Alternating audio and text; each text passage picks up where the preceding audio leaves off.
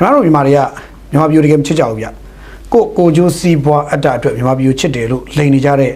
လူလိန်တွေပုံများပါတယ်အဲ့ဒီထဲမှာခမည်းမပါအောင်နေဖို့တိုက်တွန်းပါတယ်ကျွန်တော်လည်းမပါအောင်နေဖို့ကြိုးစားပါမယ်ဆိုတော့ကျွန်တော်ဒီနေ့ပထမဆုံးပြောအောင်မှာတော့အရင်ဆုံးဦးဖျားပြောချင်တာပေါ့မပြောပြလိုက်မှဆိုလို့ဦးဖျားရဲ့ထည့်ပြောပါတော့မယ်နော်ဟိုဒီနေ့ခင်ဗျားတို့ကျွန်တော် MP News ရဲ့ Telegram ကျွန်တော် MP News ရဲ့ Telegram ရှိပါတယ် Viber ရှိပါတယ်NSS ဆိုတဲ့ Viber ရှိပါတယ် MP News ဆိုတဲ့ Viber ရှိပါတယ်ပြီးတော့ Telegram ရှိပါတယ် MP News Telegram ရှိပါတယ်ဒီ Telegram တွေမှာဒီနေ့ဗီဒီယိုဖိုင်ထဲမှာကိုဒိန်းတောင်နော်ဟာတာအစီယုံပေါ့နော်ဟာတာအစီယုံရဲ့ဒီဥက္ကဋ္ဌကိုဒိန်းတောင်ကကျွန်တော်တို့ရှေ့ကသတင်းတော်တယောက်နဲ့တွေ့တဲ့အချိန်မှာ interview လုပ်တဲ့အချိန်မှာသူပြောရတဲ့ဟာလေးကိုကျွန်တော်နားထောင်ကြည့်ပြီးတော့ကျွန်တော်တော်တော်လေးစိတ်ထဲမှာတော့ခေါင်းလေးညင်ညင်တော့ဖြစ်သွားတယ်နော်ကိုဒိန်းတောင်ကသူဘာတွေပြောလဲပေါ့ဗျာသူဘာတွေပြောလဲပေါ့ဆိုတော့ဘာဖြစ်လို့လဲဆိုတော့ကိုဒိန်းတောင်တို့ကဆိုလူရှင်တော်တွေအတွက်လူရှင်တော်ရွာတိဆောက်ဖို့ဆိုပြီးတော့စတင်ပြီးတော့ပနက်ရိုက်တဲ့ပွဲလေးဒီနေ့ကျင်းပါတယ်ဗျဒီနေ့ကျင်းပါတော့သူကအဲ့ရလဲတကွန်မြူတာမြောက်ပိုင်းလေးအမှတ်48ချက်ကွက်မှာရှိတဲ့မြေက9ဧကပေါ်မှာလူရှင်တော်တွေထိုင်ဖို့အတွက်တိုက်ခန်းတွေဆောက်မယ်ဟာအဲ့ဒါလေးကဒီနေ့မကုံပိုင်းမှာဒီနေ့အကုံပိုင်းလောက်မှာစပြီးတော့မဖြစ်မနေတိုင်းလုံးပြအောင်ဆောက်မယ်ဆိုတော့သူပြင်းနေအဲ့ဒါအတွက်ကိုမီဒီယာတွေကိုဖိတ်ခေါ်ပြီးတော့သူတို့ဒီပနက်ရိုက်ပွဲလေးကျင်းပါတယ်ကမီဒီယာတွေဖိတ်ခေါ်ပြောတဲ့ပုံမှာကျွန်တော်တို့ရှိရသတင်းတောက်တွေတောပါတယ်တောတဲ့အခါကိုဒိန်းတောင်မေးခဲ့တာရှိပါတယ်မေးခဲ့တော့ကိုဒိန်းတောင်ကလည်းအဲ့မှာမေးခဲ့တော့သူကလည်းဖြေပါတယ်ဒီမြေက9ဧကဆိုတာနိုင်ငံတော်ကြီးကဲနေသူတို့လူရှင်တော်တွေအတွက်ဒါသူတို့လူရှင်တော်တွေအတွက်ကြည့်တယ်ပေါ့ကြည့်ပြီးတော့ဒါပေးခဲ့တာနိုင်ငံတော်ကြီးကဲပေးတာလူရှင်တော်တွေကလူရှင်တော်1000လောက်ရှိတယ်ပေါ့ဗျာ1000ကျော်လောက်ရှိတယ်စီးုံ1000အဲ့1000ကျော်ရဲ့ဘဝနှောင်ရည်အတွက်စေးရအောင်နေစရာထိုင်စရာလေးရှိအောင်မြေလေးရှိအောင်ဆိုပြီးတော့နိုင်ငံတော်ကြီးကဲနေပြီးတော့ဒါသူ့ရဲ့မြစ်တာဖြင့်ဒါလုတ်ပေးခဲ့တာစီစဉ်ပေးတာဆိုနိုင်ငံတော်ကြီးကဲသူကျေးဇူးတင်ကြောင်းတော့သူပြောတယ်တစ်ချိန်တည်းမှာကျေးဇူးတင်ပြောတယ်ပေါ့ဒါတော့အချိန်ချင်းပြောပါတယ်သူကြုံနေပြောတယ်ဒါပေမဲ့ဒါကတပိုင်းပေါ့ဒါပေမဲ့အခုသူဒီမှာပြောရတဲ့ဒီကိစ္စမဟုတ်တဲ့တတ်ကိစ္စတစ်ခုမှာကျွန်တော်တို့သတင်းတောက်ကလည်းတွားမေးတာပေါ့ဗျာမေးလိုက်တဲ့ကောင်ကသူကလည်းဖြေပါတယ်ဘာလို့ဆိုတော့ကိုရင်းအောင်ပွဲတွေမှာမတွေ့ရဘူးပွဲတွေခဏတွေမှာသိမတွေ့ရဘူးနိုင်ငံတော်ရဲ့မှာပွဲတွေခဏတွေဘာညာတွေပေါ့ပွဲတွေခဏဆိုတော့ကျွန်တော်ပြောတာဟိုခဏတိုင်းပြောတာမဟုတ်ဘူးပွဲကတာပေါ့ဒီဇက်တွေသပင်ဆိုတော့ဇက်သပင်လောကလာတဲ့လူဆိုတော့ဗျာပွဲကတာမတွေ့ရဘူးဘာညာမေးတော့သူအဲ့ဒါလေးသူအဲ့ချိန်မှာသူရင်ဖွင့်တယ်သူ့ကိုပွဲတွေကဖို့ပေါ့ဗျာပွဲတွေကဖို့ပြောရင်တော့ဒီစန့်ကျင်ဘက်အုပ်စုပေါ့သူကတက်မတော်ဘက်မှာတစ်လုံးသူရက်ခဲ့တယ်တစ်လုံးသူတက်မတော်ဘက်မှာသူရက်ခဲ့တယ်တစ်လုံးတက်မတော်နဲ့ပဲတသားတည်းသူနေတယ်တက်မတော်ဘက်မှာလုံးဝတက်မတော်ဘက်သူယုံကြည်တယ်ပေါ့ဗျာဒီလိုနေခဲ့တယ်ဒီပြီးတော့အမျိုးဘာသာသာသနာကိုသူကာဝဆောက်ရှောက်တဲ့နေတယ်အဲ့ဘက်မှာသူနေတယ်ပေါ့ဗျာဒါပေမဲ့အဲ့လိုနေတဲ့အတွက်အဲ့ဒီဘက်မှာအဲ့ဒီရဲ့စန့်ကျင်ဘက်မှာတိုင်းပြည်ကိုဖျက်လို့ဖျက်ဆီးလုပ်တဲ့ပြည်ပြေးနဲ့ညီပိန်းအုပ်စုကတော့ပြည်ပြေးတွေနဲ့ညီပိန်းအုပ်စုကကြတော့ညီပိန်းအုပ်စုနဲ့ပြည်ပြေးနဲ့ညီပိန်းအုပ်စုတွေရဲ့အဲ့ဒီရဲ့ထောက်ခံအားပေးသူတွေအုပ်စုတွေကြတော့သူတို့အမြင်ဆောင်ပြီးတော့လုံးဝဆိုသလိုတတ်မဲ့ဖြတ်မဲ့ဒိန်းအောင်ဆိုရင်သေရရှင်ရဆိုပြီးတော့ဖြစ်တယ်ပေါ့ဒါမျိုးဖြစ်တဲ့ခါလည်းသူခဏရင်ဖွင့်ခဲ့ဘူးလေအဲ့တော့ဒီနေ့သူရင်ဖွင့်တာကြတော့အဲ့ဒီဘက်အုပ်စုပြည်ပြင်းညီပိန်းနဲ့သူ့ရဲ့အားပေးသူပေးတဲ့အုပ်စုကသူ့ရုပ်ရှင်ရိုက်ကူးရေးဗီဒီယိုရိုက်ကူးရေးမှာခေါ်ပြီးမသုံးဘူးโอเคဒါမသုံးတာတော့ဖြစ်နိုင်တယ်လက်ခံတယ်ဘာကြောင့်လဲဆိုတော့ तू ကအဲ့ဒီရုပ်ရှင်လောကသားတွေထဲမှာညီပိန်းပြည်ပြင်းအုပ်စုကတအုပ်စုကြီးစိုးနေတယ်ခုထိကြီးစိုးနေဆိုတာ तू သိတယ်ပြည်ပြင်းညီပိန်းအုပ်စုနဲ့ NLD အားပေးအုပ်စုပေါ့ဗျာအဲ့ဒီအုပ်စုကခုဒီနေ့ဒီရုပ်ရှင်လောကထဲမှာကြီးစိုးနေဇဲဆိုတော့ဟုတ်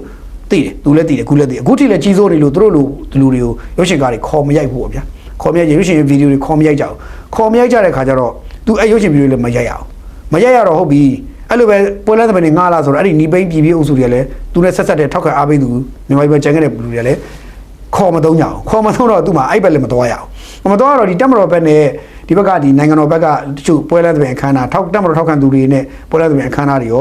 သူတို့ဒီပွဲတွေပိုင်းသူ့ငားလာဆိုတော့လေအရင်အစောပိုင်းမှာငားရပဲဒီနောက်ပိုင်းမှာသိမငားတော့ပြန်ဘူးပေါ့သူပြောတာတော့သူ့ရဲ့ဖွင့်ရချက်ရသူမငားတော့ဘူးဒီနောက်ပိုင်းမှာမငားတဲ့ခါကျတော့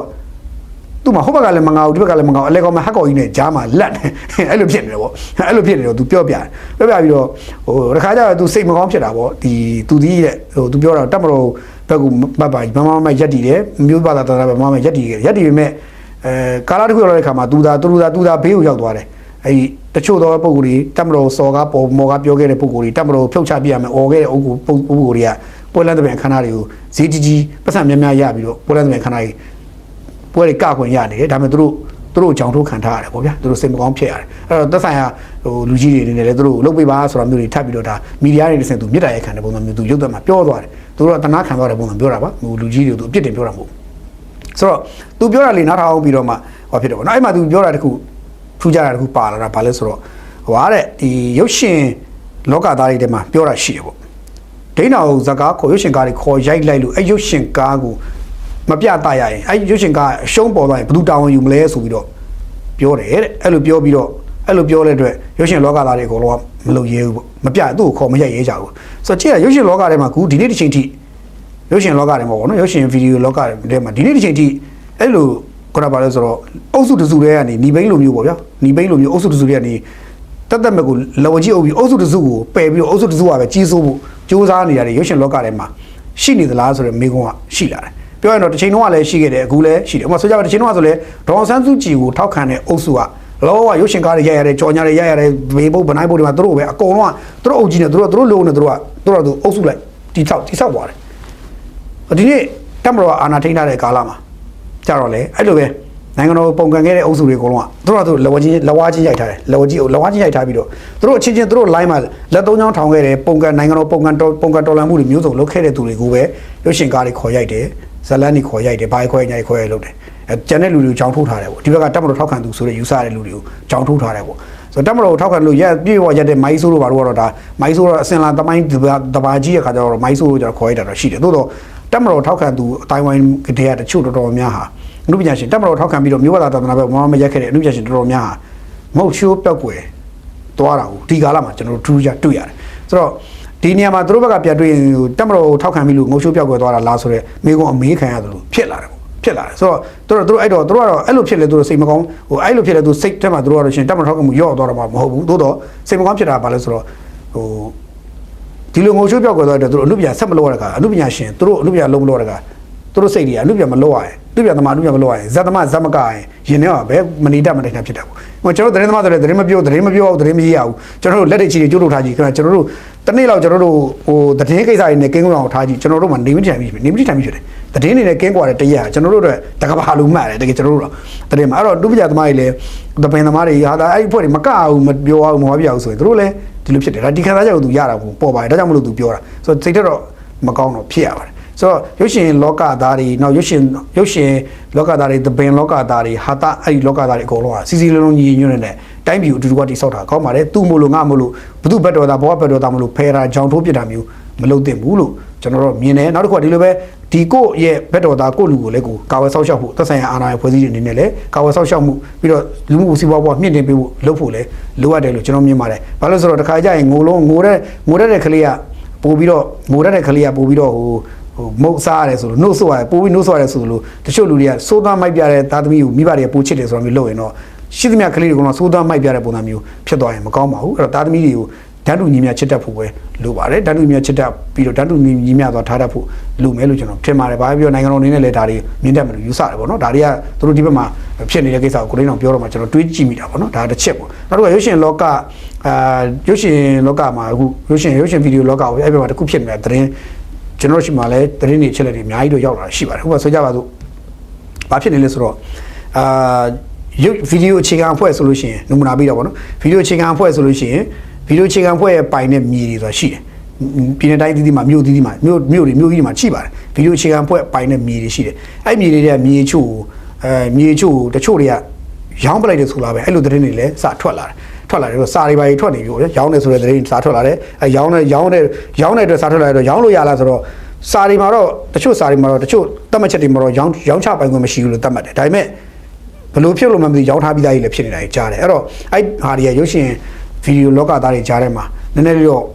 အတန်တွေစထွက်နေတယ်ကြားပါတယ်ဆိုတော့ဟိုဥပဒေပဲလွဲတာလားဘယ်ကလွဲလဲတော့မသိဘူးတကယ်ပဲဖြစ်နေတာလားအတွင်းမှာကြိတ်ရှင်းလို့မရလို့အပြင်ပေါက်ထွက်လာတာတော့မသိဘူးဟိုပြောရရင်တော့ဟိုမြေတွေပေါ့ဗျာဗီဒီယိုအခြေခံဖွဲ့ပိုင်မြေတွေရောင်းစားတဲ့ကိစ္စမျိုးတွေပေါ်ပေါက်နေတယ်ဆိုတဲ့သတင်းတွေလည်းကျွန်တော်တို့ချိန်မှာထွက်ပေါ်နေပါတယ်ကျွန်တော်တို့လည်းသတင်းတောက်တွေဆိုသတင်းတွေကြားရပါတယ်ကြားသိနေရပါတယ်ဆိုတော့ဒါလည်းတခုအဲ့လိုပဲတချို့သောဒီရုပ်ရှင်ဗီဒီယိုပြီးခဲ့တဲ့27ခင်းချင်းနဲ့တူပေါ်ပေါက်လာပြီးတချို့တွေဆိုလဲဟိုငွေကြေးကိုကိစ္စတွေနဲ့ပတ်သက်လို့ရှိရင်ဟိုရှင်းရှင်းလင်းလင်းစင်းစရာရှင်းရှင်းလင်းလုပ်မပေးခဲ့လို့ထားပြီးတော့တယောက်အမှုဖွင့်ကြပြောကြဆိုကြဒါစီဝေးဆိုဖြတ်ချက်လုံးကြကိုင်းကြတယ်အမှရှုပ်ချက်ခတ်နေတဲ့ဇာတ်လမ်းတွေလည်းရှိတယ်လို့ကြားပါတယ်အဲ့တော့ဘာပြောဗျာရုပ်ရှင်လောကဒီအနုပညာလောကဟာစီးလုံးညီညွတ်တဲ့တိုင်းပြည်အကျိုးသေးဖို့တဲ့အဖွဲ့အစည်းဖြစ်နေပဲကျွန်တော်လည်းမြင်ချင်ပါတယ်အဲ့လိုမြင်ရရင်တော့ပိုစိတ်ချမ်းသာတာပေါ့ကိုကအဲ့လိုမဟုတ်ဘဲနဲ့အထက်မှာသူကသူတပုတ်လူရှုပ်ချက်ခတ်ရှုပ်ထွေးပြီးတော့ရှင်းလင်းနေတာမလုပ်နိုင်ဒီရုပ်ရှင်လောကဖွံ့ဖြိုးတိုးတက်ရေးဆိုတာမဖြစ်နိုင်ဘူးပြီးတော့စီးလုံးညီညွတ်မှုမရှိရင်ဘယ်စက်တာကမှမတိုးတက်ဘူးအဲ့တော့စက်တာလိုက်တိုးတက်ဖို့ကြာစီးလုံးညီညွတ်မှုရှိဖို့လိုတယ်စီးလုံးညီညွတ်မှုရှိပြီးတော့ဒီ move forward ပေါ့ရှေ့ကိုတွားဖို့အတွက်ကိုပိုကောင်းတဲ့ ideology နဲ့ပိုကောင်းတဲ့ဒီစဉ်းစားတွေးခေါ်ဆုံးဖြတ်ချက်တွေစဉ်းစားတွေးခေါ်လှုပ်ဆောင်ချက်တွေနဲ့ road map တွေချပြီးတော့ 9နှစ် plan 10နှစ် plan 20 plan ဆွဲပြီးတော့ကျွန်တော်တို့အာဆီယံအာရှထိုးဖောက်တာမျိုးတွေရုပ်ရှင်လောကအတိုင်းမှာလှုပ်တက်ပါတယ်ဒါမှပဲကျွန်တော်တို့တူတူတန်တန်ဖြစ်မှာပါကိုကကျွန်တော်နိုင်ငံကဘယ်စက်တာမှတူတူတန်တန်ဖြစ်မနေပါဘူးဖြစ်မနေတူတူတန်ဖြစ်မနေဘူးပြီးတော့တော်တော်လေးကိုကျွန်တော်စက်တာလိုက်နှိမ့်ချနေတာတွေဟိုကောင်းအားနေနေတွေ့တယ်ဒါတွေကကျွန်တော်တို့ roadmap တွေချပြီးလုပ်ဖို့လိုပြီလို့ကျွန်တော်မြင်ပါတယ်အဲ့ဒါဒီအားလုံးကလည်းလာမယ့်အစိုးရအသက်မှာအစိုးရလာမယ့်အစိုးရအသက်မှာအစိုးရအသက်ဟာဒီရွေးကောက်ပွဲနဲ့ပေါ်လာမယ့်အစိုးရအသက်ဟာဒါတွေအားလုံးကို roadmap တွေချပြီးတော့အကောင့်တွေပေါ်လိမ့်မယ်လို့ကျွန်တော်တို့ကတော့ကြိုပြီးတော့ခံမှန်းထားပါတယ်ကြိုပြီးတော့လည်းမြင်နေပါတယ်ကြိုပြီးတော့လည်းကြားသိနေရပါတယ်တော့စောင့်ကြည့်ကြတာပေါ့ဗျာနော်ဆိုတော့အဲ့ဒါလေးကြုံလို့ထည့်ပြောတာပါနောက်တစ်ခုကတော့အဲ့ရွေးကောက်ပွဲနဲ့ပေါ်ပေါက်လာတဲ့အစိုးရဆိုလို့ပြောလို့ရွေးကောက်ပွဲကော်မရှင် UEC ရောလာဝကဘက်ကရောသက်ဆိုင်ရာတာဝန်ရှိသူတွေဘက်ကလည်းအခုဆိုရင်တော်တော်လေးကိုဟိုအားကျမှတ်တဲ့ထုတ်ပြီးတော့ဖြစ်လာတွေ့ရတယ်ဆိုကြပါစို့ကျွန်တော်ဖုန်းနဲ့ဆိုရင် message တွေဝင်တယ်ကျွန်တော်တို့ဖုန်းတွေတော့ဝင်မသိဘူးကျွန်တော်ဖုန်းတော့ message တွေဝင်တယ်အဲ့ဒါဘာလဲဆိုတော့ပြောရင်တော့ဒီဘာလဲ UEC ရဲ့စာဆိုရင်မနေ့ကလည်းထွက်တယ်ဒီမနေ့ကလည်းကျွန်တော်ရှင် message ဝင်တယ်ဒီလည်းဝင်တယ်ပေါ့နော်ဆိုတော့ကြိုတင်မဲပေးဖို့ကိစ္စတွေတော့လည်း UEC က message ပို့တယ်တစ်ချိန်တည်းမှာပဲမဲစင်းပါတဲ့လူတွေကိုနဲ့ပတ်သက်ပြီးတော့လည်းသက်ဆိုင်ရာဟွာတွေအကုန်လုံးပြောစာတွေပို့တယ် message တွေအခုနောက်ဆုံးပို့တဲ့ message ဆိုရင်လည်းရွေးကောက်ပွဲနဲ့ပတ်သက်တဲ့လူမှုကွန်ရက်စာမျက်နှာမှာတဲ့အတူတွေအမှားတွေဖြန့်ချီလျက်ရှိပြီးတော့လက်တွေမှာပြည်သူလူထုကသက်ဆိုင်ရာမျိုးတွေမှာမဲစင်းမှာစစ်စစ်လေးရှိပါသည်ဆိုပြီးတော့ဒါ UEC ရဲ့ဟိုကျွန်တော်တို့စာတို့ message ပေါ့ SMS စာတို့ message တွေကျွန်တော်တို့ဖုန်းတွေဝင်လာပါတယ်ဆိုတော့ရွေးကောက်ပွဲနဲ့ပတ်သက်ပြီးတော့ဗျာပေါက်တော့ကြပြောတဲ့ဟာတွေရှိနေတယ်ဆိုတာတွေကိုဒါသူတို့သတိပေးနေပြည်သူလူကလည်းမဲယုံသွားမဲစင်းတွေစစ်ကြဖို့ဆိုတော့လို့သူတိုက်တွန်းနေတာစာလေးတွေပို့တာတွေ့ရတယ်။တစ်ချိန်တည်းမှာပဲဒီအခုဆိုသတင်းမှန်ပြန်ကြားရေးလည်းသတင်းထုတ်ပြန်ထားတာရှိပါတယ်။အခုဒီနေ့ဆိုရင်လည်းထုတ်ပြန်တယ်။ UEC ကနေsorry UEC ကနေပြီးတော့သတင်းမှန်ပြန်ကြားရေးကနေထုတ်ပြန်တယ်ပေါ့နော်။ထုတ်ပြန်တာဘာလဲဆိုတော့ဒီမဲစင်းကိုင်ဆိုင်ရာကိစ္စတွေနဲ့ပတ်သက်ပြီးတော့စုံစမ်းမေးမြန်းဖို့နဲ့ပြီးတော့သတင်းပို့ခြင်းတွေပြုလုပ်ဖို့ဆိုပြီးတော့ဆက်သွယ်ရမယ့် call center ဖုန်းနံပါတ်တွေထုတ်ပြန်လိုက်ပါတယ်ဆိုတော့ရွေးကောက်ပွဲကော်မရှင်အားတဲ့မဲကိစ္စနဲ့ပတ်သက်ပြီးတော့ပြည်သူလူထုသိလို့တော့စုံစမ်းမေးမြန်းဖို့အတွက်ကြုံတွေ့ရတဲ့ခက်ခဲတွေကိုသတင်းပို့နိုင်ဖို့အတွက်ရွေးကောက်ပွဲကော်မရှင်ပြည်ထောင်ဝန်ကြီးဌာနထွေအုပ်လူမှုကြီးကြပ်ရေးပြည်သူ့ဝန်အားစသဖြင့်တာဝန်ရှိသူတွေတာဝန်ခံတွေကဖြေချပေးမဲ့ call center တွေကိုဖွင့်လှစ်ထားရှိပါပြီတဲ့ထားရှိပါတယ်တဲ့နော်ထားရှိပါတယ်ပေါ့မဲဆန္ဒပြည်သူတွေနဲ့အောက်ပေါ်ပြပါ call center များရုံးချိန်အတွင်းနော်ခင်ဗျားတို့ကြည့်လို့ဆက်သွယ်နိုင်ပါတယ်ဆိုပြီးတော့ထုတ်ပြန်တယ်အဲ့ဒါဘာလဲဆိုတော့နေပြည်တော်ပြည်သူ့ရွေးကောက်ပွဲကော်မရှင်ရုံးရွေးကောက်ပွဲအဖွဲ့ခွဲကော်မရှင်ဖွဲ့ခွဲနေပြည်တော်ကောင်စီနောက်ကချင်ပြည်နယ်ကယားပြည်နယ်ကရင်ပြည်နယ်အစရှိသဖြင့်ပေါ့ဗျာထုတ်ပြန်တာချင်းပြည်နယ်စကိုင်းတနင်္သာရီပဲခူးမကွေးမန္တလေးမွန်အစရှိတဲ့မြို့တွေပေါ့ရခိုင်ရန်ကုန်ရှမ်းအေရဝတီသူတို့မှာဖုန်းနံပါတ်လေးတွေပါပါတယ်စာတို့ message လေးလည်းပါပါတယ်ဒါလေးတွေပြီးကျွန်တော်တို့ရဲ့MP News နဲ့ NSS Telegram တွေမှာကျွန်တော်တို့စာတို့ message လေးတွေဟာတွေကိုပုံလေးတင်ပေးပါမယ် NSS မှာတော့ join ပြီးတော့ download ဆွဲယူရင်တော့ပိုကောင်းပါတယ်ဘာလို့လဲဆိုတော့ NSS မှာကျွန်တော် download ဆွဲပြီးတော့ယူဝင်ပေးထားပါတယ် NP News မှာတော့ကျွန်တော် screenshot တော့မပေးပါဘူးဘာလို့လဲဆိုတော့တချို့ဟာတွေကလုံခြုံရေးအရ security အရကျွန်တော်လုပ်ထားတာပါအဲ့တော့ NSS မြန်မာဆိုတဲ့ Telegram မှာတွားပြီးတော့အဲ့ဒီဟာလေးတွားယူရင်ပိုကောင်းပါတယ် NP News မှာတော့ကျွန်တော်ယူကြည့်လို့ရပါတယ် PI file လေးစိတ်ထားပြီးတော့ကိုမျိုးကိုရွာကိုဒေသမှာတခုခုလွဲချော်လို့ဆက်သွယ်ခြင်းနဲ့ဆိုရင်အဲ့ဒီဟာကိုဆက်သွယ်ပြီးတော့တခါတည်းကိုအခက်အခဲတွေရှင်းပြမေးမြန်းကိုမဲစင်မပါတာတခြားလောက်ပါ UEC ဘက်ကဒါကိုထုတ်ပြန်ပြီးတော့ကိုတည်ချာကိုတို့ကလည်းတို့ဘက်ကလည်းတို့ပြင်ဆင်စားရှိတော့တို့ကြိုပြီးတော့လိုက်ပြင်ပေးနေတာကိုတော့တွေ့ရတယ်ဆိုလိုတာဒါကိုကြည့်ချင်းအဖြစ်ခင်ဗျားတို့ကလူပြောနေတဲ့စကားတွေရှိတယ်မဲစင်မှားနေတယ်ဆိုမဲစင်မှားတယ်လို့ပြောအောင်လေမဲစင်ကဒါမဲစင်ရင်လို့ပြောလို့မရသေးဘူးမဲစင်မှားတယ်လို့လည်းပြောလို့မရဘူးဘာလို့ဆိုတော့ဒါမဲစင်မဟုတ်သေးပဲနဲ့သူကကိုစင်ရင်ကိုပါသလားကိုကမဲစင်တော့ပါသလားစစ်စစ်ခိုင်းနဲ့ပထမတစ်ဆင့်ပဲရှိသေးတာအဲ့ဒါကိုမဲစင်မှားတယ်လို့စကားလုံးကြီးလုံးတော့ပြောလို့တော့မရဘူးကိုဒီထုတ်ပြန်ထားတဲ့စီးရင်ထဲမှာကိုမဲထဲမှာဒီမဲဒီစီးရင်ကိုပါလားမပါလားကိုစစ်စစ်ဖို့အတွက်ခွင့်ပြုစစ်စစ်ဖို့အတွက်လာပြီးတော့ကဲဒါကြည့်မင်းတို့ဒီထဲမှာပါလားမပါဘူးလားကိုကကြည့်ဆိုတာမျိုးလုပ်ပေးထားတဲ့သဘောပဲဒါကိုကြည့်ရပြီအဲ့တော့ပြီးတော့မှန်ခြင်းလို့မဲစင်းကိုမှန်ခြင်းလို့မဲစင်းကိုမှန်ကန်ဖြစ်ခြင်းလို့ကိုသူတို့ကကြိုတင်ကတ်ထားပြီးတော့လာကြည့်ပါဆိုပြီးထက်ကဖိတ်ခေါ်တာပါနော်ဒါလေးရဲ့သိဖို့လို့တာနောက်တစ်ခါအဲ့တော့အဲ့ဒီသူတို့ထုတ်ပြန်ထားတဲ့ဖုန်းနံပါတ်တွေမှာစုံစမ်းမေးမြန်းခြင်းသတင်းပေးပို့ခြင်းမဟုတ်ဘဲနဲ့အနှောက်အယှက်ပေးတာဆက်သွယ်လာတဲ့လောက်လာရင်အဲ့ဒီတယ်လီဖုန်းနံပါတ်တွေကိုမှတ်တမ်းတင်ပြီးတော့အဲ့ဒီစက်ကတွေပိတ်သိမ်းပလိုက်မယ်တဲ့တခါတည်းကြီးညာတာရှင်းတယ်အဲ့တော့ရွေးကောက်ပွဲနဲ့ပတ်သက်လို့ရှိရင်ခင်ဗျားတို့ပို့ရင်လည်းပြောရင်ပြည်သူလူထုကိုလည်း message ပေးချင်တာရိုးမလုပ်ပါနဲ့ရွေးကောက်ပွဲနဲ့ပတ်သက်ဟိုရိုးမလုပ်ဘဲနဲ့အေးစစ်ကိုတိချင်တာကိုမေးကိုပြောကိုဝါဖြစ်တာကိုမေးကိုအခက်ခဲကို right ကိုတောင်းဆိုပြီးတာနဲ့ပြီးပြီရပြီအဲ့လိုရုပ်သွားလို့နေထိုင်နေကိုဖုန်းနံပါတ်စက်ကပိတ်သိမ်းခံရင်ကိုမှ KB ရှိ KB ပါဝါလိမ့်မယ်အကုန်ရှုပ်ကုန်လိမ့်မယ်ဒါကြောင့်ပြီးတော့နောက်တစ်ခုကဥပဒေချောင်းရပါရေးယူခံနိုင်ခြင်းရှိတယ်ဒါကြောင့်ရွေးကောက်ပွဲနဲ့ပတ်သက်လို့ Facebook ပေါ်တက်ပြီးတော့အားချောင်းတာ TikTok ပေါ်တက်ပြီးအားချောင်းတာ Telegram မှာတက်ပြီးပေါက်တက်ကရေးတာအကုန်လုံးက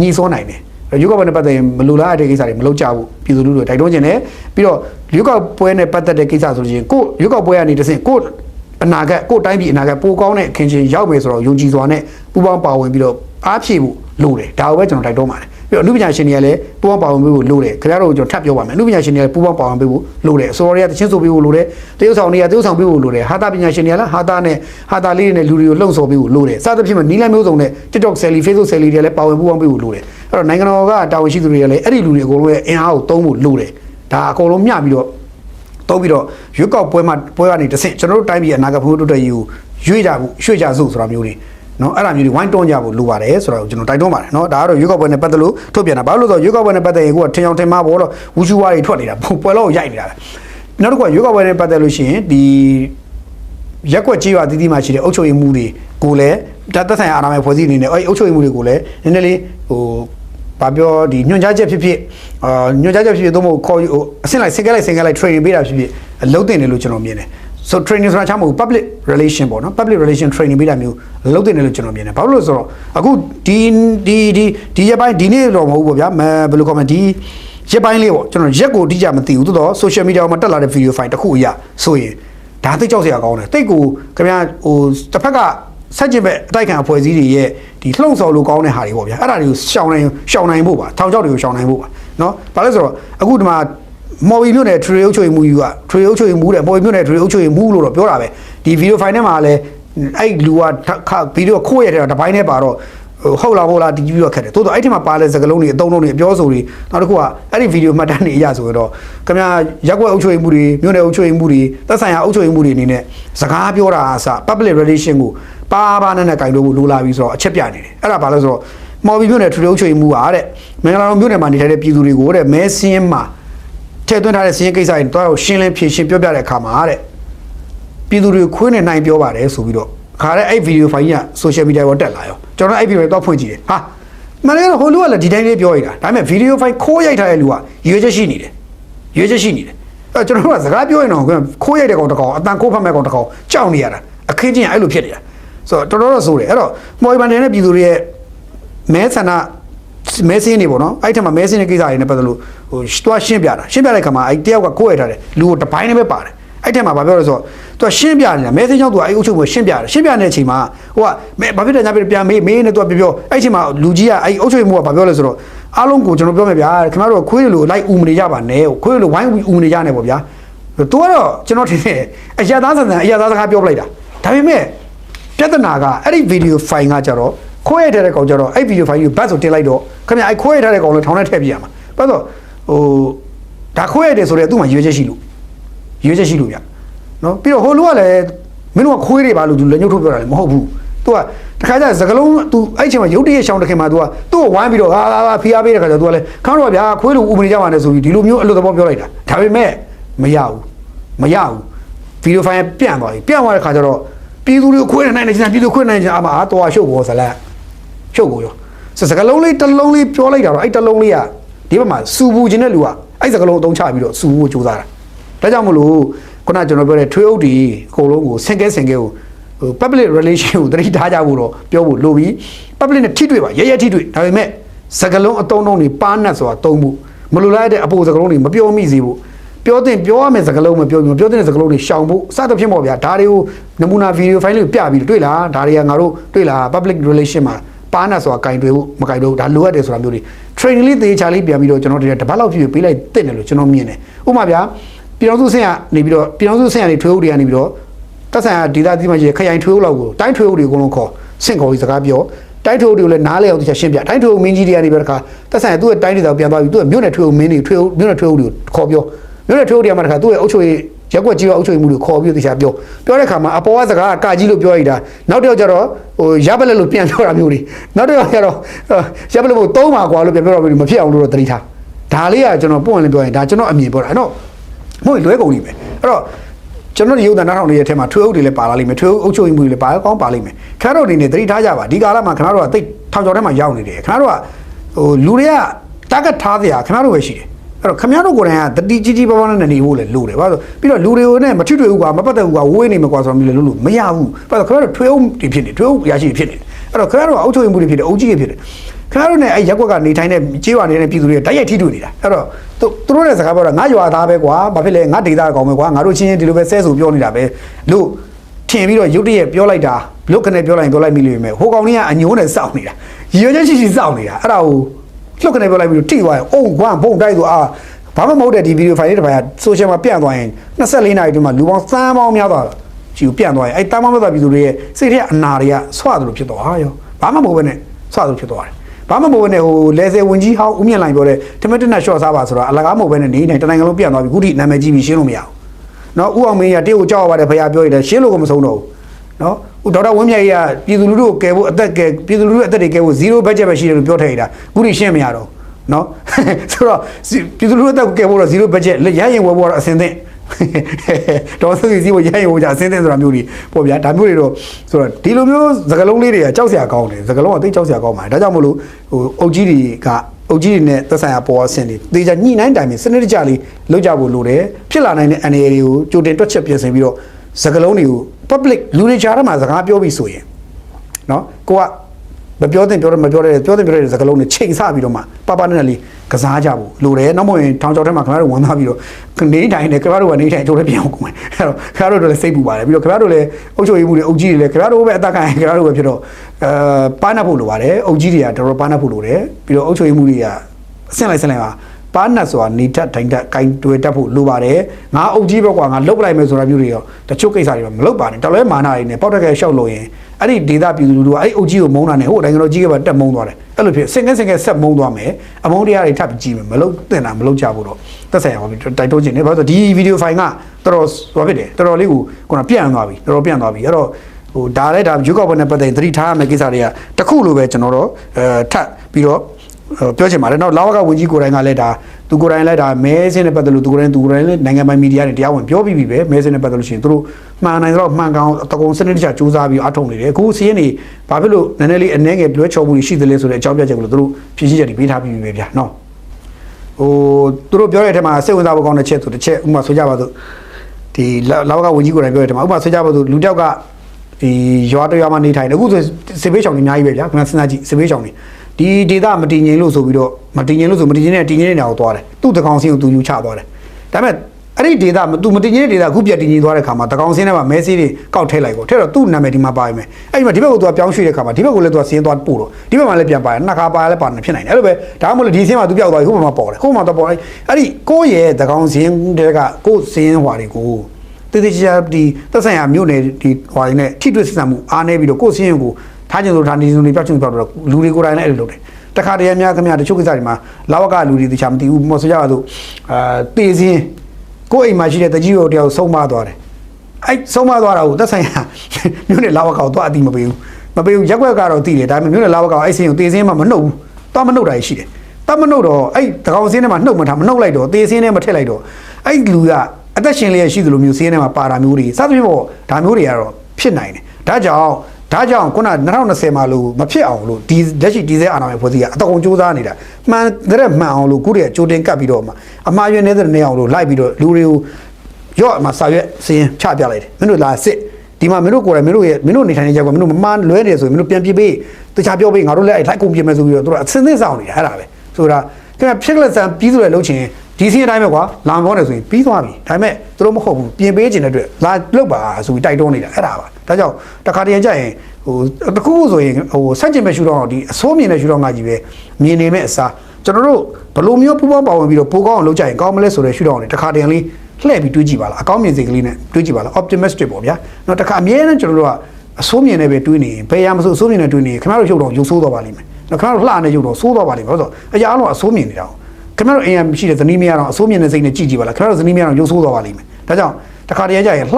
တယ်ဆိုတဲ့စိတ်လေးနဲ့အကောင်းမြင်တဲ့စိတ်လေးကြည့်ပေးကြည့်တချို့ຢာလေးတွေကလှပါတယ်ဗျာနှလုံးသားလည်းလှသွားမယ်ကိုမြင်ရတဲ့အရာလေးလည်းလှသွားပါလိမ့်မယ်ဘာဖြစ်ကိုမျက်နှာလေးတွေကြည်ရင်ရှင်းသန်လာလိမ့်မယ်ဆိုတော့ optimistic လို့ခေါ်တယ်အကောင်းမြင်တတ်တဲ့စိတ်လေးတွေလည်းနည်းနည်းလေးတော့မွေးကြည့်ပါဒါလေးတော့ကျွန်တော်တိုက်တွန်းပါတယ်ဘာလို့လဲတိုင်းပြည်အနာဂတ်အတွက်ပြောနေတာပါเนาะဒါလေးကတော့ရွေးမဲနဲ့ကိစ္စပါနောက်တစ်ခုကတော့ဒီကိစ္စပြောပြီးတော့နောက်တစ်ခုကကျွန်တော်တို့ဗာလဲဆိုတော့ဒီပြည်သူလူထုကိုခြောက်ချအောင်ထိတ်လန့်အောင်တုံလို့အောင်လုပ်တဲ့ကိစ္စတွေလည်းရှိတယ်နော်ဒီမှာညောင်ဦးကြော်ပတောင်းလန်းကိစ္စမျိုးဒါမျိုးဆိုလဲဒါတော်တော်ဆိုးပါတယ်နော်တော်တော်ဆိုးပါတယ်အခုဒါ PDF တွေကညောင်ဦးကြော်ပတောင်းလန်းကိုသွားရင်သွားမယ်ဆိုညဘက်ဆိုရင်တရားကားတွေမှန်ချသွားဘာလို့သွားညလို့သွားချင်းကြောက်တာတွေလုပ်တာဗျာဆိုတော့ကြော်ပတောင်းညောင်ဦးဆိုတာလဲကျွန်တော်သိတဲ့အတိုင်းပဲလူတွေကသွားနေကြတာဗျာဟိုပကံဖျားဖူးကိုသွားကြရလို့ရှိရင်အခုတရေကျွရာစီသူသွားကြတာပြုံးပိတ်ကြမ်းတယ်ဒါပေမဲ့အကျန်းဘက်အုပ်စုကကြတော့ ဒီလိုမျိုးဖျားပွဲသွားလာလူတွေဒီပျော်ပါသွားလာနေတာကိုသူတို့မျက်လုံးထဲမှာဘလို့မှခံစားလို့မရဘူးထင်ပါတယ်သူတို့မှမပြောရတော့သူတို့ကြတော့ဗာလဲဆိုတော့တောတဲ့တောင်နဲ့ကြောင်ကြောင်ရတဲ့မှာလူတွေရတယ်သူတို့တနကြီးကားနဲ့ဝင်လာလို့မရဘူးလေအဲ့တော့သူတို့ဗာလဲဘလို့ဖြစ်လဲတော့မသိဘူးအဲ့မှာလုံးဝမခံနိုင်ဖြစ်ပြီးတော့မှချင်းကြောက်တယ်လို့တော့အဲ့တော့သူတို့အဲ့လိုချင်းကြောက်တာတစ်ပိုင်းပေါ့ဒီကောင်လေးအချမ်းဖက်တဲ့စီတန်နဲ့အချမ်းဖက်တာတော့အချမ်းဖက်သမားဆန်ဆန်ပြောတာတော့တစ်ပိုင်းပေါ့ဒါပေမဲ့လူတွေကြောက်တယ်ဗျတာမန်ပြည်သူကလန့်ပြီးတော့ဥမာဒီလမ်းကိုသွားဖို့တော့ကိုချင်းကြောက်မှုတွေထားအခုထုတ်ပြန်ထားတယ်ဆိုကြတဲ့အခုခမကျွန်တော်ပဲထားပါတော့ဗျကဲကြောက်ပတောင်းကနေပြီးညောင်းဦးကိုကျွန်တော်သွားမယ်ဆိုပြီးကျွန်တော်သွားမယ်ဒီလိုထုတ်ပြန်ထားရင်ကျွန်တော်ဆိုသွားရမလားဆိုတော့နည်းနည်းစဉ်းစားသွားပြီလေဟာငါသွားလို့ဖြစ်ပါမလားဟိုအောင်နေများလမ်းပေါ်တက်လာလို့တက်တယ်များမိသွားပြီထင်တာပဲဆိုတော့စိုးရိမ်စိတ်ကပြည်သူတွေရဲ့ရင်ထဲမှာရှိသွားတယ်ဗျအဲ့တော့အာဏာပိုင်ဖွဲ့စည်းတွေနဲ့လေဒီကောင်တွေအကြမ်းဖက်သမားတွေအကြမ်းဖက်တဲ့လေသံတော်မဟာရဲအောင်လို့တော့ခုနနည်းနည်းတော့ lesson ပေးမှပဲရမယ်ဗျနော်ကောင်းကောင်းဖိတ်ခေါ်ကြည့်မယ်မင်းတို့တစ်ချိန်ခေါ်မယ်နှစ်ချိန်ခေါ်မယ်သုံးချိန်ခေါ်မယ်မရရင်ရှင်းတယ်ခေါ်တယ်ရှင်းတယ်နဲ့အဲ့လိုတွေသွားမှရမှာဟိုကြောက်ပတောင်းလမ်းကလည်းကြောက်ပတောင်းညောင်းလမ်းကလည်းဒီအတိုင်းပဲဟိုးတလောကပဲဒါပြဲတွေတက်ခံဆိုဟိုလွန်ခဲ့တဲ့6လ9လ8လလောက်ကပေါ့ဗျာမနေ့ကဟိုရဲတွေတက်ခံတဲ့ဖြစ်စဉ်လေးဖြစ်ခဲ့ဘူးလေခင်ဗျားတို့သိတဲ့အတိုင်းအဲ့တော့လူတွေကကြောက်ကြတာပဲကြောက်တော့ညောင်းလမ်းအဲ့လိုဆိုဒါပေမဲ့လည်းပြီးခဲ့တဲ့သတင်းကျွတ်တော်ပြုံသွားကြတော့ဟိုကနေဘာမှမလုပ်နိုင်ရှာပါဘူးတိုးတော့ချင်းကြောက်တဲ့အတန်းတော့ရှိသေးတာပေါ့နော်တခါကြတော့လေသူတို့ရဲ့အနေထားကလည်းဒီလိုပဲပေါ့ဗျာချင်းကြောက်တဲ့ဟာကြီးလောက်ကြတာပေါ့ခက်တာကြောက်တဲ့လူတွေတော့ဂျမ်ပန်ကြောက်ကြတာပေါ့အဲ့တော့အာနာပိုင်အနေနဲ့လေဒီချင်းကြောက်သူတွေမချင်းကြောက်ရဲအောင်ချင်းကြောက်ဖို့အတန်းတော့မထွက်ရအောင်တော့အာနာပိုင်ဖွဲ့စည်းတယ်လေနည်းနည်းလေးတော့ဟိုလက်ဆောင်ထပ်ပြဖို့လိုပြီးထင်တာပဲเนาะဒါလေးကြောက်တော့ညောင်းကိစ္စပြောတာနောက်တစ်ခုကခုနဒီရွေးကောက်ပွဲကိစ္စနဲ့ဆက်ဆက်လို့ဒီမလေးရှားဘက်ကနေပြောတဲ့ဟာရဲ့နောက်ဆက်ဆက်နေတာ NUG ပေါ့ NUG နဲ့အုပ်စုတွေရဲ့နဲ့တွေ့တဲ့ကိစ္စတွေဒါတွေတော်တော်စိတ်ဝင်စားဖို့ကောင်းတယ်ဥပမာဆိုကြပါစို့ထူးထူးခြား NUG ဒီမလေးရှားနိုင်ငံကြီးဝန်ကြီးကမြန်မာကောင်းဆောင်ဗိုလ်ချုပ်မှုကြီးမြောက်ပိုင်းနဲ့လာတွေ့တယ်တွေ့ပြီးတော့သိမကြဘူးသူကဒီတွေ့ပြီးတော့ပဲသိမကြဘူးသူဒီဘက်မှာထုတ်ပြန်ချက်အရာဆိုရင်ဒီ NUG တို့ EAO ဖွဲ့စည်း EAO ဖွဲ့စည်းနဲ့သူကမလေးရှားကတွေ့သွားတယ်လို့ထုတ်ပြန်လာတာတွေ့ရတယ်ထူးထူးဆန်းဆန်းပေါ့နော်မလေးရှားကတွေ့သွားတယ်တဲ့နော်ပြောရင်တော့မလေးရှားနိုင်ငံသားဝန်ကြီးတို့နဲ့ဒေါ်စင်မအောင်တို့တွေတွေ့ကြတယ်ဆိုတော့မျိုးပေါ့ဗျာနော်အဲ့ဒါဘာလဲဆိုတော့ဒီဟို stakeholder engagement meeting လို့ခေါ်တဲ့ SEM လို့ခေါ်တဲ့ဟာဟိုတဲ့အောက်တိုဘာ9ရက်ကနေပြီးတော့အောက်တိုဘာ14ရက်အထိပြုလုပ်ခဲ့တယ်ပေါ့ဗျာအဲ့ဒါမှာ NUG တက်တယ်တဲ့နောက်တစ်ခု NUG လိုပဲ NUCC တက်တယ် CRPH တက်တယ် ERO တွေတက်တယ်တဲ့ပြောရင်တော့အခြားသောအဖွဲ့အစည်းလူ20ထက်မနည်းတက်ရောက်ကြတယ်ပေါ့အဲ့မှာ ASEAN ကအာဆီယံနိုင်ငံကြီးမလေးရှားနိုင်ငံကြီးဝန်ကြီးကိုရိုင်းတက်တယ်အဲ့မှာဓာတ်ပုံထုတ်ပြန်ချက်ရဆိုမလေးရှားနိုင်ငံကြီးဝန်ကြီးနဲ့ဒေါ်စင်မအောင်နဲ့တွဲထားတဲ့ဓာတ်ပုံမှာထွက်လာတယ်ဆိုတော့အဲ့မှာထွက်လာတဲ့ခါမှာကျွန်တော်တို့အဲ့ဒါကိုစဉ်းစားစရာတွေတော့တွေ့ရတယ်ဆိုတော့ဒီမလေးရှားနိုင်ငံကြီးဝန်ကြီးမိုဟာမက်ဟာဆန်ကနေပြည်တော်လာသွားတာကလည်း9ရက်နေ့နော်9ရက်နေ့လာသွားတယ်လာသွားပြီးတော့9ရက်နေ့လာသွားပြီးတော့ဗိုလ်ချုပ်မှုကြီးနဲ့တွေ့တယ်နိုင်ငံကြီးဝန်ကြီးနဲ့တွေ့တယ်ဝန်ကြီးချုပ်ဦးညိုစောနဲ့တွေ့တယ်ဆိုတော့ဒါတို့တွေ့သွားပြီးတော့ဆိုတော့ဒီ NUG တို့အုပ်စုနဲ့တွေ့တာကဗိုလ်ချုပ်မှုကြီးနဲ့မတွေ့ခင်1ရက်လား2ရက်လို့လားဒါမှမဟုတ်ဗိုလ်ချုပ်မှုကြီးနဲ့တွေ့ပြန်သွားပြီးမှတွေ့ထိုင်းမှာတွေ့လာလားပေါ့နော်ဒါစဉ်းစားစရာဖြစ်လာတယ်ပြီးတော့ဗိုလ်ချုပ်မှုကြီးနဲ့မတိုင်ခင်တွေ့တာဖြစ်နိုင်သလားလို့မင်း तू ကအော်တိုဘာ9ရက်ကနေ14ရက်အထိလို့ तू တုံးထားတယ် stakeholder engagement meeting on Myanmar ပေါ့နော်ဆိုတော့အော်တိုဘာ9ရက်က14ရက်ဆိုတော့ကြည့်ရတာ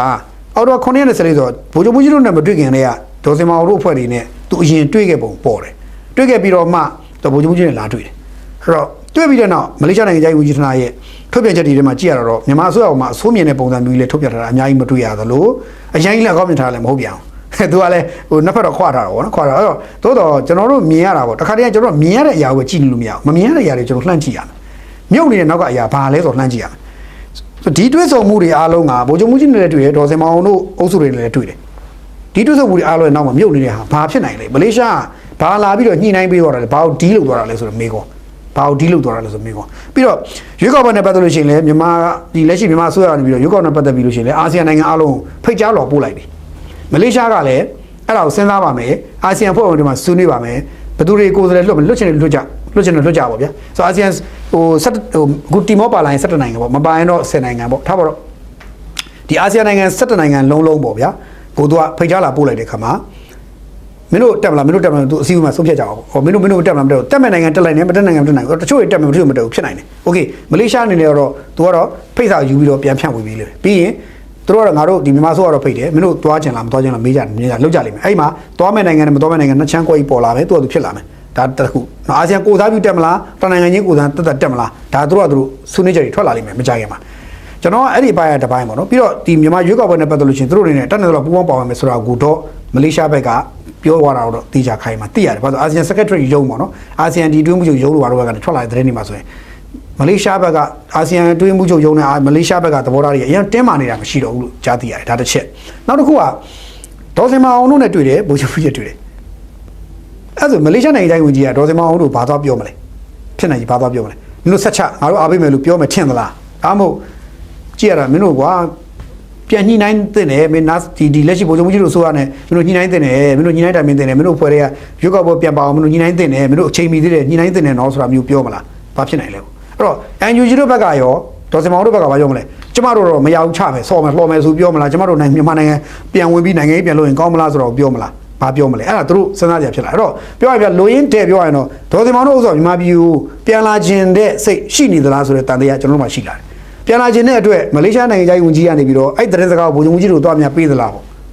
နော်ပြောချင်တာအဲ့ဒါလည်းဖြစ်နိုင်ရှိတယ်ဆိုတော့ခံမှန်းကြရတော့ဒေါ်စင်မောင်တို့အဲ့ဒီအုပ်စုတွေထဲမှာမြန်မာပြည်ကိုပြန်လာခြင်းနေတဲ့နိုင်ငံရေးပြန်လုပ်ခြင်းတဲ့လူတွေအုပ်စုအသက်တစုရှိတယ်ဆိုတော့ကျွန်တော်ကကြားသိနေရပြီးသားကြားပြီဒါတော့ဒီအတွက်မလေးရှားနိုင်ငံသားဝန်ကြီးကနေပြီးတော့ဂျာကနေပွဲသားလုပ်ပြီးတယ်လားပေါ့နော်သူတာဝန်ရသူပွဲသားလုပ်ပြီးသလားပြီးတော့ဒီဗိုလ်ချုပ်ကြီးတို့အာဆီယံစီဝေးတက်ခွင့်ရအောင်နဲ့ဘာကိန်းပေါ့ပြန်လည်ညှိကြနှိုင်းကြသလားဒါတွေစဉ်းစားရဖြစ်လာတယ်အဲ့တော့စောင့်တော့ကြည့်ရမယ်ဒီနောက်ကွယ်မှာမြုပ်နေဇလန်းရှိနိုင်တယ်တခါတည်းကျရင်နှစ်ဖက်ကရန်ဖြစ်သလိုချော်နေကြရမယ်နောက်ကွယ်မှာညှိနေတာ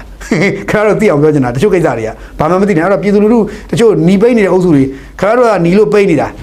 တချို့တွေကหนีနေမဲ့မပိတ်ဘူးမပိတ်တဲ့အတွက်လူလဲကြပြီးပြန်ဝင်လာမှာပြောမရဘူးခင်ဗျားတို့ကหนีလွန်ပြီးပိတ်သွားတာတချို့တွေကหนีမဲ့မပိတ်တဲ့အတွက်အေးအေးဆေးပြည်တွင်းမှာနိုင်ငံရေးလုပ်ပြီးတော့နိုင်ငံရေးယာရုပြန်ယူဖို့တော့တချို့ကစူးစမ်းမှာအဲဒါကြောင့်ပြည်တွင်းမှာနေပြီးหนีပိတ်နေတဲ့အုပ်စုတွေခင်ဗျားတို့ဆက်ပိတ်နေရင်တော့လင်းချစ်သူဝေးကဟားတိုက်ပြီးရည်နေလိမ့်မယ်ပန်ဆယ်လိုကဟားတိုက်ပြီးရည်နေလိမ့်မယ်မင်းတို့ကြည့်ပြီးတော့ငပိတ်နေခံကြငါတို့ကတော့စိန်နေပဲဆိုပြီးတော့နေကြလိမ့်မယ်အဲ့တော့ပြည်တွင်းမှာနေပြီးပိတ်ကြတဲ့အုပ်စုတွေနေနဲ့လဲစဉ်းစားဖို့အချိန်တန်ပြီးထင်တာပဲခင်ဗျားတို့လေခင်ဗျားတို့လူရတော့ညှိဖို့နိုင်ဖို့စဉ်းစားနေကြပြီဆိုရင်ချမ်းသာကိုကြပြီဆိုရင်ခင်ဗျားတို့ကဒီရက်หนีပြီးတော့ပိတ်ညတာဘာထူးမှာတော့များစဉ်းစားကြည့်ဖို့ဒါလေးစဉ်းစားသိချင်တယ်လို့တိုက်တွန်းချင်တယ်เนาะဒါကတော့ကြုံကြိုက်လို့ပြောတဲ့ကိစ္စနောက်တစ်ခုကဒီ EO တွေကိစ္စတွေပေါ့နော် EO တွေကိစ္စနဲ့ပတ်သက်လို့ရှိရင်လည်းဒီ NCA နဲ့ပတ်သက်ရင် NCA ဆယ်နှစ်ပြည့်ညီလာခံတက်ဖို့အာဆီယံနိုင်ငံခေါင်းဆောင်တွေလည်းဖိတ်ကြားတာပို့ထားပြီးသလိုတစ်ချိန်တည်းမှာ EO လက်နက်ကိုင်ဖွဲ့တွေလည်းဖိတ်တယ်ဆိုတော့ဗိုလ်ချုပ်ကြီးကအဲ့မလေးရှားနိုင်ငံဝန်ကြီးကိုထည့်ပြောပြီးသားနော်အဲ့တော့အခုကျွန်တော်တွက်ချက်တာအခုရှိတယ် TNL ထဲမှာပြဿနာတက်နေတယ် TNL ပြဿနာကြီးတက်နေတယ်ဘယ်လိုပြဿနာလဲဆိုတော့ TNL ထဲမှာဟိုပေါ့ဆိုရရင်တော့ထိပ်ပိုင်းခေါင်းဆောင်တွေဖြစ်တဲ့ဒီကျွန်တော်နာမည်လေးကျွန်တော်ရွတ်ပြမယ်မှားမှာဆိုလို့ပေါ့နော်ထိပ်ပိုင်းကောင်းဆောင်တွေဖြစ်တဲ့တာ iPhone တို့တာဖုန်းကျော်တို့เนาะဟိုကျွန်တော်နာမည်လေးတာ iPhone တို့တာဖုန်းကျော်တို့အုပ်စုတွေပေါ့အုပ်စုတွေအဲ့ဒီအုပ်စုတွေကြားမှာနည်းနည်းလေးသဘောထားကွဲလွဲမှုတွေရှိနေလို့ကြားတယ်ဥပမာဆိုကြလို့တာဖုန်းကျော်ကရေးသွားတဲ့ post အရာဆိုရင်ဒါကွဲပြီလို့ပြောလို့ကွဲပြီလားပေါ့နော်ပြောချင်တာဘာလို့ဆိုတော့တာဖုန်းကျော်ရေးတဲ့စ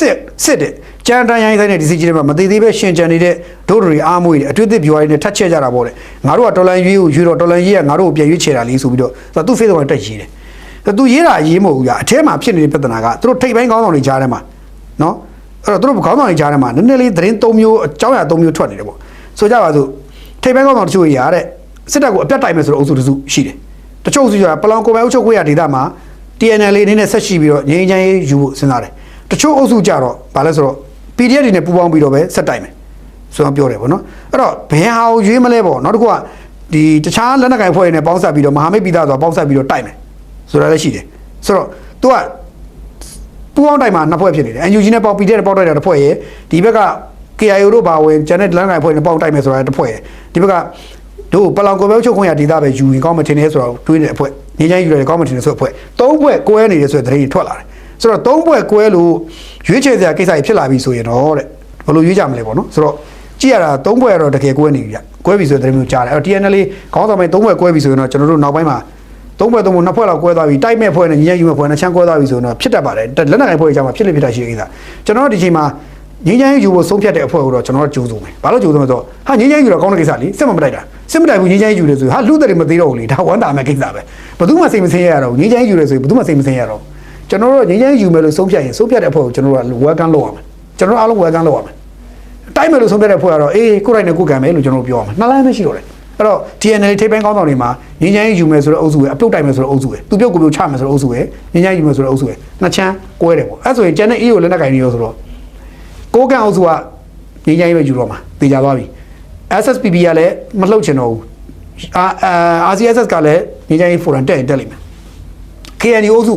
ဘာဆက်လုပ်မလဲစဉ်းစားအခက်နေပြီ KIA လည်းနည်းနည်းလေးစဉ်းစားကြက်နေပြီအဲ့တော့ KIA နဲ့ KNU ပဲစဉ်းစားရမှာပြောမရဘူး AA ရတက်လာမှာဆိုတော့ဘာမှမသိနိုင်တဲ့ကိစ္စကြီးဖြစ်နေတော့ဒါစဉ်းစားကြရကောင်းတဲ့ကိစ္စတော့ဖြစ်နေပြီလို့ကျွန်တော်တို့ငြိမ်းချမ်းရေးကိစ္စမှာတွေးကြပါတယ်အဲ့တော့နောက်ဆုံးအပိတ်ကတော့ဟိုအဲ့လိုမစဉ်းစားလို့ရှိရင်ဘာဖြစ်လဲဆိုတော့ကိုကန့်အုပ်စုဝေမိသားစုအခုဘာဖြစ်လဲနောက်ဆုံးတရုတ်ပြည်မှာအခုထပ်ပြီးတရားစွဲခံရပါပြီနော်ဝေမိသားစုသွားပြီပေါ့ဗျာပြောရတော့အခြေအနေမကောင်းတော့ဘူးပေါ့ဆိုတော့ဒါလေးထွက်လာတယ်ဝေမိသားစုပေါ့နော်ဝေဆန်းအပါဝင်၃ဦးတဲ့ဖူကျန့်ပြည်နယ်ကွမ်ကျိုးမြို့မှာနော်ကွမ်ကျိုးမြို့မှာလူသက်မှုပါဝင်ရာစုပုံမှန်တွေနဲ့ထပ်မံတရားစွဲလိုက်ပါပြီတဲ့ပြောရရင်တော့ဝေဆန်းပါဝင်၃ဦးနော်သူတို့ခေါင်းသူတို့ကဘာလဲဆိုတော့ကြားပြန်ခိုင်းတော်ပြီးတော့တရုတ်နိုင်ငံသားကိုပြမှတ်ထားလိန်တယ်ရာစုမှုလုပ်ဖို့လက်နက်ကိုင်တပ်ဖွဲ့တွေသုံးချတယ်လူသက်တယ်ပေါ့ဗျအဲ့ဒီအတွက်သူတို့ကိုထပ်ပြီးတော့တရားစွဲတယ်ပုံမှန်၃ရာစုပုံမှန်များစွာထပ်ပြီးတရားစွဲပါပြီတဲ့ဆိုတော့တွားယူပေါ့ဗျာအဲ့တော့ဒီဝေဆန်းတို့အုပ်စုကတော့ကျွန်တော်ထင်ပါတယ်တရုတ်ပြည်မှာတေတံပေးခံမဲ့အုပ်စုဖြစ်သွားပြီပေါ့နော်ဝေမိသားစုကျွန်တော်ခုနပြောတဲ့ပယ်လျိုဝေမီပယ်ဝေလျိုမီပေါ့အခုအရင်တော့ပယ်နဲ့မီနဲ့ပြီးသွားပြီအခုဝေလှည့်ရောက်လာပြီတိတ်မကြခင်လျိုလှည့်ရောက်မယ်ပေါ့နော်အဲ့တော့ပယ်လက်အခြေအနေမကောင်းဘူးမီကတော့သွားပြီဇက်သိန်းပြီအဲ့တော့ဝေကလည်းနည်းနည်းလေးအခြေအနေသိကောင်းလာတဲ့ပုံမပေါ်ဘူးအခုဝေလှည့်ရောက်လာပြီဆိုတော့ဘာပြောဒါရီယာလက်နက်ကင်ပြီးတော့တိုင်းပြည်တည်ငြိမ်ရေးမလုပ်ဖ ೇನೆ ပေါက်တက်ကဲရှောက်လို့တဲ့ဇလန်းတွေကနောက်ပိုင်းမှာဖြစ်လာတဲ့ရှုပ်ထုတ်တွေပါအဲ့တော့စောင့်ကြည့်ရတော့ဗျာဒီကိစ္စတရုတ်ကလည်းဘယ်လိုဆက်ကင်တွယ်မလဲစောင့်ကြည့်ရမှာပေါ့ဒါလေးကြုံချက်လို့ပြောရင်းနဲ့ဒီနေ့တော့ဒီလောက်ပါပဲအားလုံးပဲကိုယ်သားတွေရှိပါတိုက်ပြောစေနာမှာထားပါသစ္စာရှိပါကိုယ်နိုင်ငံသားချင်းချင်းအပြန်လာတက်ဖြတ်နေကြတာကိုလက်ခုပ်လောဝ TV ပျော်နေတဲ့လူမိုက်လူရန်ကလူသားအကြမ်းဖက်အားပေးသမားခမားဖြစ်နေသလားဆိုတော့ပြန်လည်မျိုးထုတ်ပါလို့ပြောရင်းနဲ့ခုနိုင်ပါ